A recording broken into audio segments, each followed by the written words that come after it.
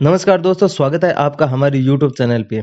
और आज की वीडियो में हम बात करेंगे सुकन्या समृद्धि योजना के बारे में। इस योजना के बारे में बहुत से लोग जानते भी हैं और जो लोग नहीं जानते हैं योजना के बारे में हम आपको इस वीडियो में बताएंगे। और साथ ही इस वीडियो में सरकार के द्वारा इस योजना में 2021 के तहत किए जाने वाले कुछ अहम बदलाव के बारे में भी हम बताएंगे। जैसा कि दोस्तों आप जानते हैं कि सरकार सुकन्या समृद्धि योजना के तहत समय समय पर अनेक प्रकार के बदलाव लाती रहती है और इन बदलावों के बारे में हम इस वीडियो में जानेंगे। सुकन्या समृद्धि योजना एक ऐसी योजना है जो कि केंद्र सरकार ने शुरू की है और देश की बेटियों के लिए शुरू की है।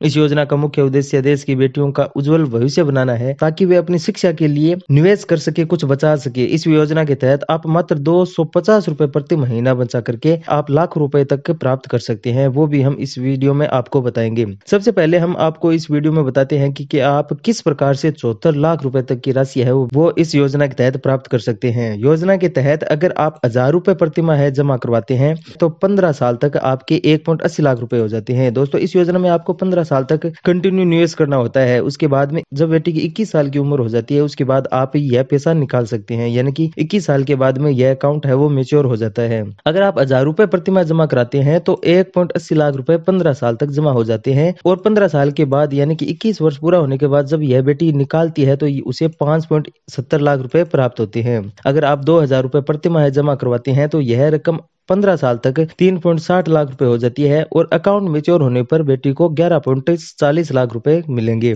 अगर आप 3000 रुपए प्रति माह जमा करवाते हैं तो 15 साल तक यह राशि 5.40 लाख रुपए हो जाएगी और अकाउंट के मेच्योर होने पर यह राशि 17.11 लाख हो जाएगी। अगर आप 4000 रुपए प्रति माह जमा करवाते हैं तो 15 साल तक यह राशि 7.20 लाख हो जाएगी और अकाउंट मेच्योर होने पर 22.81 लाख रुपए यह राशि हो जाएगी। अगर आप 5000 रुपए प्रति माह जमा करवाते हैं तो 15 साल होने पर 9 लाख रुपए राशि आपकी जमा हो जाती है और अकाउंट के मेच्योर होने पर 28.51 लाख रुपए उसमें हो जाते हैं। अगर आप 12,500 रुपए प्रति माह जमा करवाते हैं तो 15 साल तक यह राशि है वो 22.50 लाख रुपए हो जाती है और अकाउंट मेच्योर होने पर यानी कि 21 साल पूरा होने पर बेटी को यह राशि 73.90 लाख रुपए मिलेगी, यानी कि 73,90,000 रुपए की राशि है वो लाभार्थी बेटी को मिलेगी। आपको सुकन्या समृद्धि योजना के तहत अकाउंट ओपन करवाने के लिए आपको आधार कार्ड जरूरत होगी, बच्ची की और माता पिता की जो फोटो है वो आपको चाहिए होगी, निवास प्रमाण पत्र, बेटी का जन्म प्रमाण पत्र, जमाकर्ता का पैन कार्ड या राशन कार्ड और खाता खुलवाने वाली बच्ची की आयु 10 साल से अधिक नहीं होनी चाहिए। आप अगर अकाउंट ओपन करवाना चाहते हैं तो आप अपने नजदीकी किसी भी राष्ट्रीयकृत बैंक में या फिर पोस्ट ऑफिस में इस योजना के तहत अकाउंट ओपन करवा सकते हैं।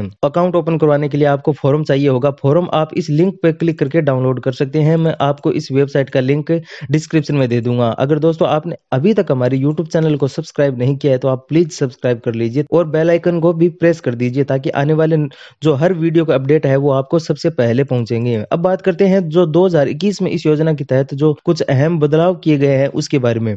इस योजना के तहत खाता खुलवाने के लिए महज 250 रुपए की जरूरत होती है और खाता को एक्टिव रखने के लिए हर साल न्यूनतम 250 रुपए आपको जमा करना इसमें जरूरी है, तभी आपका खाता एक्टिव रहता है। अगर न्यूनतम राशि भी आपने जमा नहीं कर सकते हैं जो आपका खाता है वो डिफॉल्ट अकाउंट माना जाता है।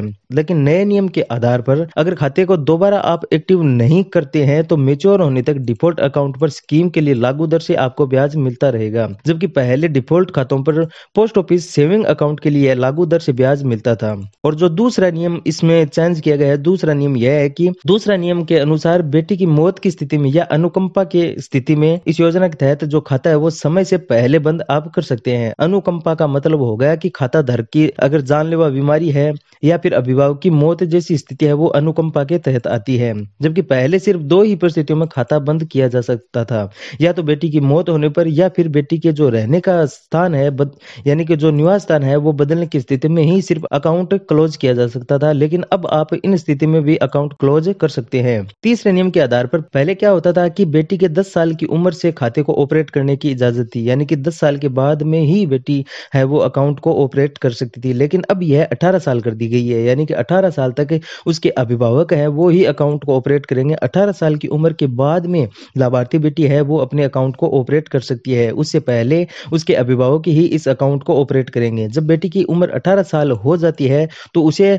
पोस्ट ऑफिस में या बैंक में जाकर के, यानी कि जिस बैंक में या पोस्ट ऑफिस में बेटी का अकाउंट ओपन है वहां पर उसे जो डॉक्यूमेंट्स है वो जमा करवाने होते हैं 18 साल उम्र होने के बाद। अगला जो नियम है कि पहले क्या होता था कि इस योजना के तहत सिर्फ 2 बेटियों ही अकाउंट ओपन करवा सकती थी, लेकिन नए नियम के आधार पर अगर 2 बेटियों का अकाउंट ओपन ओपन करवाना है तो जन्म प्रमाण पत्र के साथ-साथ उसे एफिडेविट भी जमा करना अनिवार्य है। जबकि पहले क्या होता था कि अभिभावक को सिर्फ मेडिकल सर्टिफिकेट ही जमा करना पड़ता था। अगला जो नियम है वो है कि इसमें इंटरेस्ट डालने पर उसे वापस पलटने का प्रावधान है वो अब इस योजना के तहत हटा दिया गया है। इसके अलावा नए नियमों के तहत खाते में ब्याज है वो वित्त वर्ष के अंत में क्रेडिट किया जाएगा। ये कुछ इस प्रकार के नए नियम है दोस्तों जो कि 2021 में पूर्ण रूप से इन्हें लागू कर दिया जाएगा। तो इन नियमों के बारे में जानना आपके लिए बहुत जरूरी है। अधिक जानकारी के लिए आप चैनल को सब्सक्राइब कर सकते हैं। अगर आप इस योजना के तहत फॉर्म डाउनलोड करना चाहते हैं तो आप डिस्क्रिप्शन में दिए गए वेबसाइट के लिंक पर क्लिक करके आप सुकन्या समृद्धि योजना का जो आवेदन फॉर्म है वो डाउनलोड कर सकते हैं।